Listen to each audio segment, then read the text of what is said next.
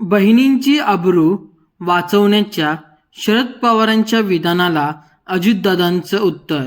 राज्याचे उपमुख्यमंत्री अजित पवार यांनी लालबागचा राजाच्या दरबारात जात दर्शन घेतलं. यावेळी सर्वांना सुखी ठेवण्याची प्रार्थना त्यांनी केली. देवदर्शनानंतर अजित पवारांनी माध्यमांना प्रतिक्रिया दिली.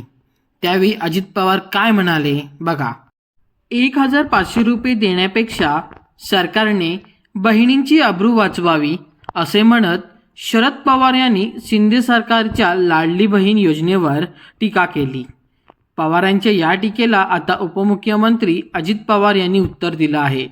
100% महिलांच्या आबरू वाचवण्यासाठी प्रयत्न करत आहोत. कायदा सुव्यवस्था राखण्याचा प्रयत्न प्रत्येक सरकार करतोय, त्याप्रमाणे आम्ही देखील करतोय. लाडकी बहीण योजना ग्रामीण भागात जास्त पॉप्युलर झालेली दिसते असं अजित पवार म्हणाले. अजित पवार आज मुंबईत आहेत. त्यांनी लालबागच्या राजाचं दर्शन आणि सिद्धिविनायकाचे दर्शन घेतलं. यावेळी ते बोलत होते. एका महिलेने काही दिवसांपूर्वी सांगितलं गँगरेप झाला, मात्र तपासाअंती समोर आलं की तसं काही झालं नव्हतं. मात्र अशावेळी पोलिसांची संस्थेची बारामतीची बदनामी झाली. त्यामुळे अशा घटना घडता कामा नये.